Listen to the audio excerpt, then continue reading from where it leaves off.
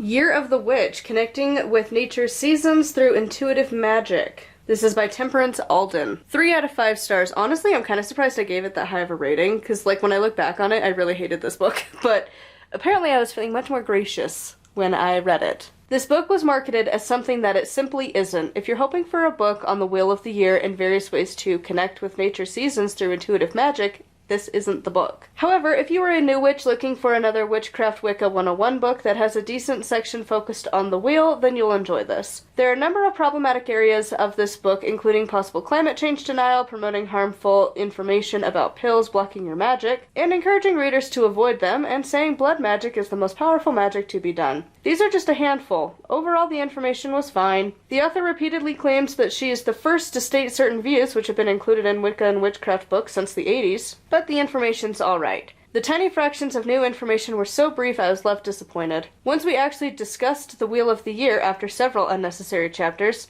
I was pleasantly surprised to find bits of new information such as Frigg being associated with Imbolc, mostly because she's as close to Bridget as you can possibly get in Norse myths. Overall, it isn't the worst book written, it just isn't the best either. If it had been marketed as a beginner Wicca Witchcraft book, I'd be more lenient. I feel like I was actually pretty lenient with a 3 out of 5, because I look at it now and I'm like, I would have been a little harsher now. Journey to the Dark Goddess, How to Return to Your Soul by Jane Meredith. This book is a great resource for deep inner work. It does have a heavy focus on female anatomy, womb, birth, analogies left and right. It really only focused on 3 Dark Goddess stories, Persephone, Psyche, and Inanna. I'm probably butchering how to pronounce those. While this is interesting, I kept wondering why in the world the author didn't bother to include hell from Norse mythology when discussing this topic. Throughout the book, she talks about the duality, half life, half death, half growth, half decay, which is literally hell. Half a beautiful living woman, the other half a decaying corpse, which is even unsettling to the gods. She does warn against it if you're struggling mentally, which I'm glad she included, and encourages the reader to often speak with counselors and seek help outside of yourself, especially as you get into the middle of the book. Curses, Hexes, and Crossing, A Magician's Guide to Excretion Magic. I don't know that I'm pronouncing that correctly. By S. Connolly. If you're interested in the topic, you'll likely find something of interest. If you're even slightly on the fence of the topic, don't waste your time or money. The author talks down constantly to those who decide against doing this type of magic. There is a condescending tone towards Wiccans, which is an instant turnoff. It is rare that I do not finish a book, but I came close with this one. Here's just one example. Just so you know, saying, as long as it harms none, is merely a clause a lot of people throw into their magic to clear their conscience. So let's drop that sanctimonious crap right now. We do a lot of things in our day-to-day lives that hurt other people even when it's unintentional.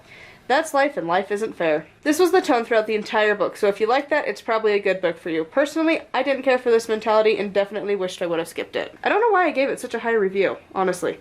3 out of 5? I feel like I should have gone lower.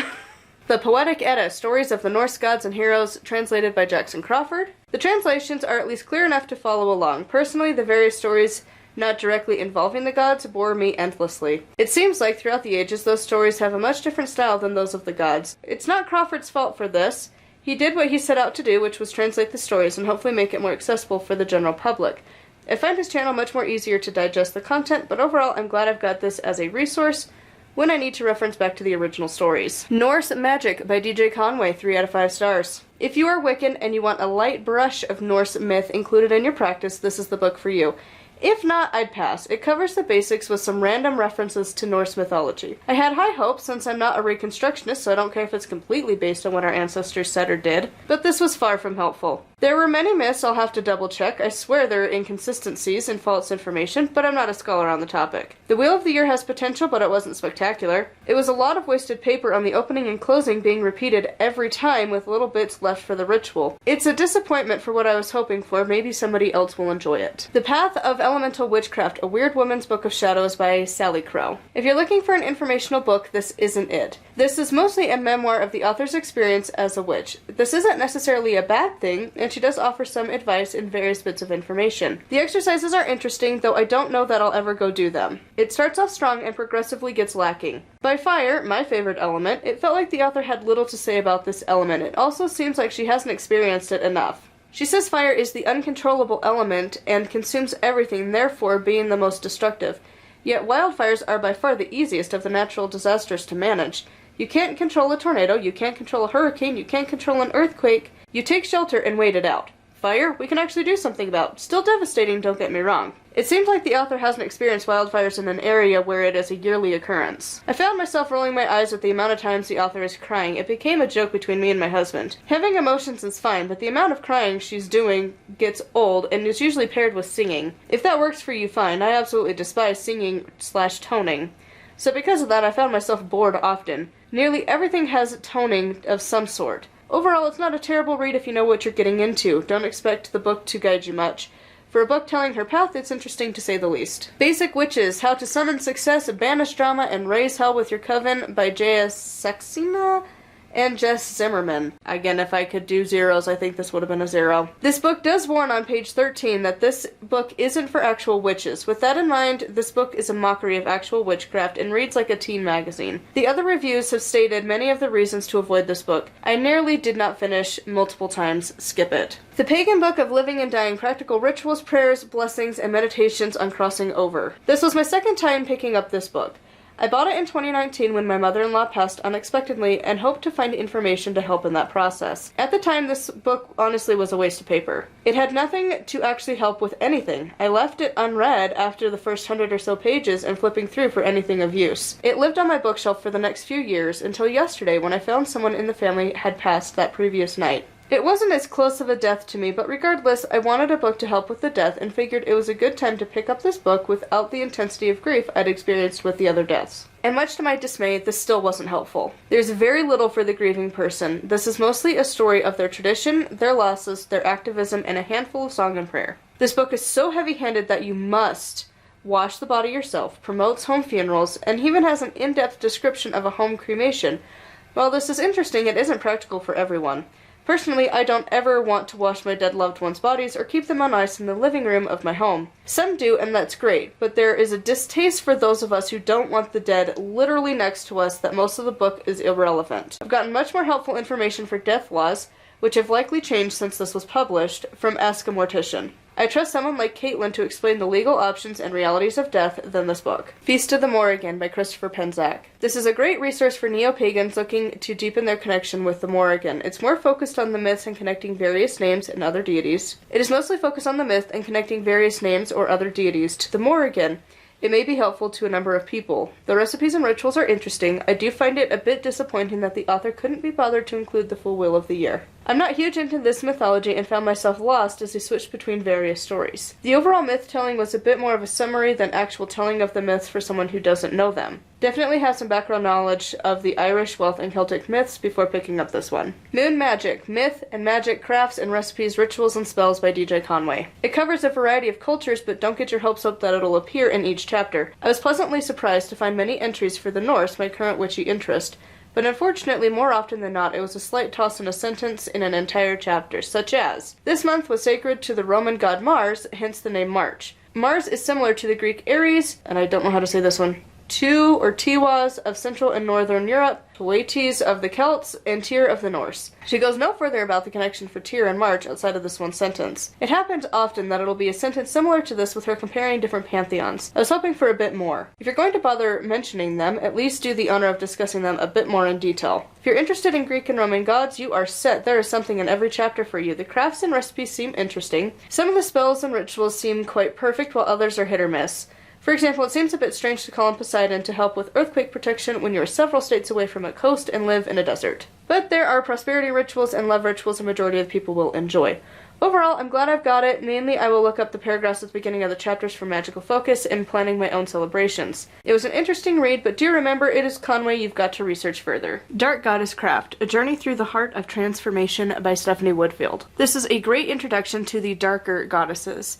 It is sectioned off for the Underworld Journey, though I will say Journey to the Dark Goddess covers that aspect much better than this book. Each chapter begins with a meditation to a specific goddess, followed by a summary of her myths. Unlike a majority of the books with quick summaries, Woodfield does a fantastic job of quick retellings for the myths. There are at least a couple rituals keeping the theme of each goddess, an invocation or two, and usually an incense recipe for each. Overall, this is a great resource for those looking into the darker goddesses. Whispers of the Moon, The Life and Work of Scott Cunningham by David Harrington and Tracy, and I never know how to say her last name, Ragula, something. Gave it 5 out of 5 stars. I did not write a summary, so Basically, this is a fantastic book. It just tells the story of his life, and it is really interesting to read all that he accomplished in such a short amount of time. The Mighty Dead by Christopher Penczak. I had hoped for something different than what this book was. Perhaps the cover and title lured me into thinking it was something else. Having read it, it is technically fitting, but definitely not something I would have picked up. The majority of this book is referencing traditions and beliefs I don't care to explore. Kabbalah and Ascended Masters from various cultures takes up the majority of this book. If that's your interest, you'll like it a lot. I don't. He also focuses on the beginnings of Wicca and witchcraft opposed to more recent players, so to speak. Gardner has some points, but the main focus is Dion Fortune and Doreen Valiente. Of course, there's a large portion for Aleister Crowley as well. Knowing their past and what they contributed is good, but I have very little interest in them. The world they lived in has passed. Society at large has changed drastically since then. There were very brief mentions of those who contributed over the last century, Sybil Leek and Scott Cunningham, for instance. I'm far more interested personally in the advancement of the craft in the last 70 years than clinging to the occultists from the turn of the previous century. There's a very small section towards the end covering funeral rites, though plural is pretty giving. He covers briefly what the Pagan Book of Living and Dying discussed, the witch way to handle death, such as washing a body, meditations, your own death, and so on, which may be helpful to some. Overall, the huge emphasis on the Kabbalah, which I could be mispronouncing, Kabbalah, and the previous turn-of-the-century writers, Crowley and Fortune, wasn't for me. This didn't have any of the usual charm Penczak's books typically have, but this was well-researched from what little I do know on the topic. Buckland's Complete Book of Witchcraft, obviously, by Raymond Buckland. This book is definitely for the traditional Wiccan. If that's not you, skip it. Samhain, Rituals, Recipes, and Lore for Halloween. Again, this was part of the Sabbath Essentials. I gave this 3 out of 5 stars. I remember that I wasn't, the hugest fan of this one. Honestly, some of these I feel like I gave way more leniency, but I don't have any other details. So, Celtic Lore and Spellcraft of the Dark Goddess, Invoking the Morrigan by Stephanie Woodfield. Having read a number of reviews on this book, I'm curious why anyone would expect anything less from this book. It is not set out to be academic or reconstructionist, and that's okay. Not everyone wants that, and the majority of people are happy to not have that bias when reading and learning to work with this goddess. This is written for the modern practitioner, eclectic Wicca sprinkled in, casting circle, all goddesses are one, and so on. I say Wiccan in quotes because many other traditions use this, but is more often associated with Wicca. There are points where it feels like the author is stretching to make connections to other myths, and for some that could have been a better example for how she got to this point, but overall, it's a good starting point. The Inner Temple of Witchcraft, Magic, Meditation, and Psychic Development by Christopher Penczak. 5 out of 5 stars. I did not write a review. I have a whole video about it. I also have a Patreon whole discussion about it. The premise is it was a fantastic book, and I use the stuff every single day in my life now, so definitely recommend that book. Being in Balance, Wayne W. Dyer. 3 out of 5 stars. I don't know why I have so many 3s for the books that I really don't like. I kind of want to go and adjust mine, but whatever. This is another Law of Attraction, The Secret type book. It's got a decent amount of emphasis from a Christian background, which I don't care for. My issue with the book are the same as with any law of attraction. Traumas are your fault and make you perfect in God's eye. If you simply think happy and abundance, then it doesn't matter your economic status or how you were raised, and all the health concerns can be fixed with your thoughts, including addictions to high blood pressure. It's a book where the darkness or shadow self is evil, and you must only focus on the love and light to have a productive, balanced life. At this point, I think my 3 out of 5 stars was my 1 out of 5 stars, but I just was reserving the low ones for the absolute worst. And when I think back on them, I'm like, I feel like we should have gone down a bit, honestly.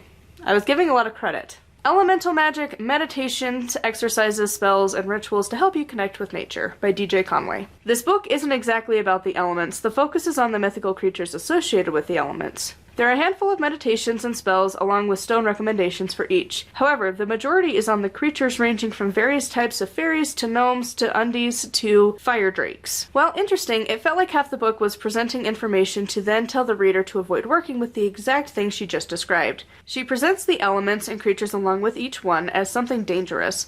Personally, I like the more gentle approach of Cunningham in regards to the elements. Witchery, Embrace the Witch Within by Juliet Diaz. It is a great resource for beginners. Nothing is discussed in much depth, likely due to the size of this book. It'd be good to go alongside a more in-depth book study for someone in their first few years of the craft. The Psychic in You. Understand and Harness Your Natural Psychic Power by Jeffrey A. Wands. I feel like most of these have been 3 out of 5. Have you noticed that? I didn't really pay attention to that as I was going through the year, but looking at them now, I'm like, oh my goodness. The title is a bit misleading. This is more of a memoir discussing his experience as a psychic with some toss-out information.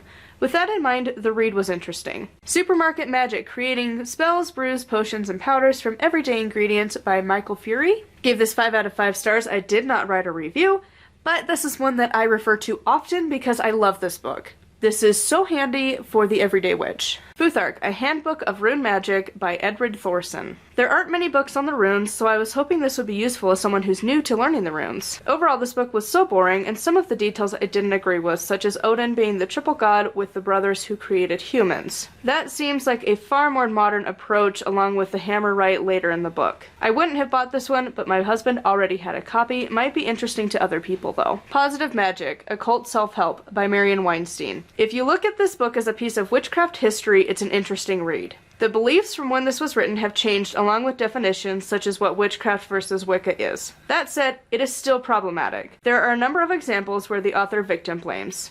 If you were attacked, you wanted it to happen, even if it was subconsciously. The history of this book is a romanticized look into the past. Overall, it's interesting to look at it as a book to portray the shift from a more traditional Wicca movement to the vast options within Wicca, witchcraft, and neo-paganism we find today. Magic and the Power of the Goddess, Initiation, Worship, and Ritual in the Western Mystery Tradition by Gareth Knight. I thought this book was something it wasn't. It goes over some myths, mostly Greek, and then Christianity. It's a strange mix, which apparently is what the Western Mystery Tradition is. Personally, the title made me think it would be more so about paganism and goddesses, but it is really just their tradition, and wouldn't recommend it unless you're interested in that specific group. The Modern Witchcraft Book of Tarot, Your Complete Guide to Understanding the Tarot by Skye Alexander. This is a great resource to begin learning about the tarot. It doesn't get too boring or overly fluffed with analysis. She gets to the point and brings a fresh breath of air to the tarot. Animal Spirit Guides, an easy-to-use handbook for identifying and understanding your power animals and animal spirit helpers by Stephen D. Farmer. This is a great resource if you are beginning to experience animal guides, power animals, spirit animals. While this book is definitely more of an as-needed resource, it is great to have. The Good Energy Book, Creating Harmony and Balance for Yourself and Your Home by Tess Whitehurst. I gave it 3 out of 5 stars. I did not write a review, and honestly, I never really want to pick this book up. I don't know why I gave it 3 out of 5. Is it a good 3? Is it a bad 3? You'll have to find out in the full video, because I kind of, I remember that I didn't really get much out of this book every time I think of this book, so I'm pretty sure, there's a reason I didn't write a review. The Four Agreements by Miguel Ruiz. If you enjoyed The Secret and other New Age concepts, you'll probably enjoy this book. It felt extremely long and rambly despite being less than 140 pages. The ideas are great on paper but lack any substance when it comes to implementing it. He views the world in simplistic black or white ways and never accounts for the reality of living. It's a blissful world he must live in where you can implement his theories. I know it's a New Age concept, but I was truly annoyed how this is presented as old beliefs, but then included a majority of Christian beliefs. We live in hell, we're striving for heaven, we must love God to love ourselves, blah blah blah. Not my thing. For being recommended so much, I was surprised at how terrible this book actually was. Earth Power, Techniques of Natural Magic by Scott Cunningham. If you are tired of needing elaborate tools and setup for your magic, this is the book you need. Nothing is terribly complicated, each spell is simple and easy to follow. He encourages you to use the tools around you for powerful work. As always, Cunningham writes in a way that's easy to follow but still instructional, a must-have for anyone wanting practical spells and magical techniques. The Greenwich, Your Complete Guide to the Natural Magic of Herbs, Flowers, Essential Oils, and More by Aaron Murphy Hiscock. Overall, is this a book I would recommend? No. There's nothing spectacular about it. The information is mostly vague and consists of saying do your own research. A teaching handbook for Wiccans and Pagans, practical guidance for sharing your path by Thea Sabian. First, I think this book needs to have a bigger emphasis on the description and or title of the book that it is an interview. Nearly every concept the author has to back up her claims with random bits from interviews from other teachers. I've seen it done better in other books where multiple people collaborated on a work, and this just felt like the author had little confidence in the work she was writing. Secondly, it's extremely obvious the author has a bias for what style of teaching should be done. This book is only useful for in-person, short-term learning, within 6 months or less. The information might be useful if you plan on doing a one-off class at a local witch shop. If you're looking for a book on teaching your tradition to others, keep looking. And then the last book that I have read this year is Yule, Rituals, Recipes, and Lore for the Winter Solstice, the last book in the Sabbath Essentials. Gave it 4 out of 5 stars. It is a fantastic book.